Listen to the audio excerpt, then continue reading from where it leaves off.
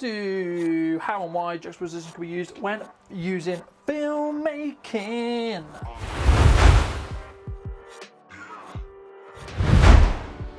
Indeed I was. How good. Right, so I'm actually going to combine two videos that I plan to film tonight into this video. So we're going to talk about music, but also a technique known as juxtapositioning. So let me first explain what a juxtapositioning is. So basically, let's say for example, I have a very calm scene, it's very calm, and then I suddenly jump cut or hard cut into something very adrenaline based. You know, you see this a lot in car commercials, you see this a lot in action films specifically, or when you suddenly want to kind of make your audience feel very uneasy, and music can help you do this. And that's why I want to combine the role that music plays, because I don't personally feel that it's going to be valuable for me to talk about music in its own video. Let me know if you would like its own video on music, let me know in the comments down below. But it's very simple. You can use a juxta or a juxtaposition where, for example, I have some beautiful classical music playing, and then I'm in a position where I want to, put a lot of emphasis on a certain line, perhaps in a bit of dialogue, or I want to emphasize a specific area or a specific place. So then I'm just going to cut the music. That's a way to do a juxtaposition. Another way is to have a completely different change in music. And this is more about how to use music, not necessarily as a juxtaposition just on its own, but how to use music. You need to understand how this changes the feeling of the video. It's going to change how your audience feels. For example, if I put this behind this video, if I put behind me talking right now, if I put some electro music, you know, got a lot of going on, it's pretty cool, you're going to feel upbeat, you're going to feel kind of hyped, you're going to feel ready to take on that work. But if I put some more chilled out music, you're going to be chilled out.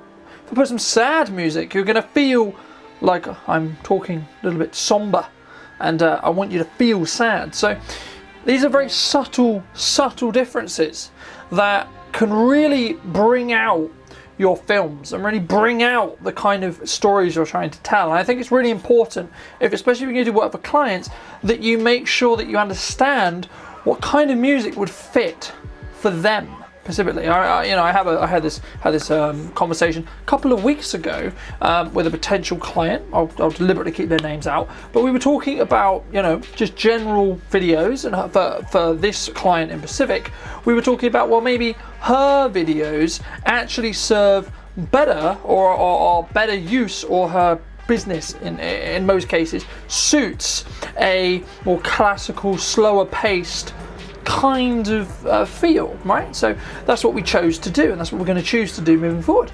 But then also we use the example of, well, you wouldn't necessarily want that kind of music if you're using, say, a DJ set or a music video or a nightclub video, for example, because you're going to want it to fit the vibe, fit the atmosphere, fit the, the overall feeling that you want that video to have. Now, back to juxtaposition really quickly. You can use these if you want to make, as I said before, your audience really uneasy and make them in a position where they are kind of on their toes a little bit. But you need to be careful with how much you do this, because it does lose the effect. So personally for me, I would try to do them maybe twice in a 60-second video, and mainly just to put main emphasis on and take out of a break in that kind of like, very key, kind of very chilled out, kind of smooth footage, that kind of thing. All those kind of things is gonna really make your audience feel relaxed, and it's gonna make you feel,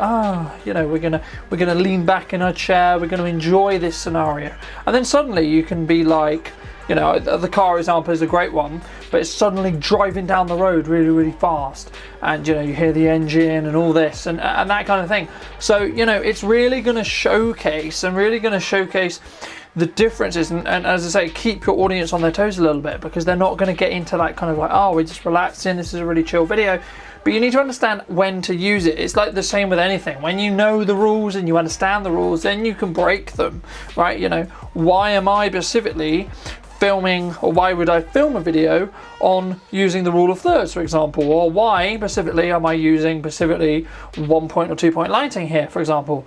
You know, I need to know those rules. I need to understand what look do I want to achieve in my videos to be able to then break that rule and tweak and change that lighting as well. You know, and the same with anything really. I mean, you know, why are you shooting on a shallower focal length? What do you gain by doing that? You know, is it your audience is going to be focused in on what I'm saying because I'm the only thing in focus, perhaps? And you know, it's about understanding those rules. So I hope you took some value from this juxta and music related video on juxtaposition and music video. If you did enjoy it, make sure to leave it with a like. Love to hear anything in the comment section down below. And if you did enjoy this video and would like to check out any of the gear that I used in it, they are linked in the description down below. Now those links are going to be affiliate links to Amazon, and I get a very, very small kickback if you do purchase through those links. So if you are thinking about purchasing any gear, I'd really, really appreciate it if you could use those links, because you do support the channel. Thank you so much for joining me once again. If you did enjoy this video, make sure to leave it with a like. I'd love to hear what you think in the comment section down below as always, and I'll see you very, very soon.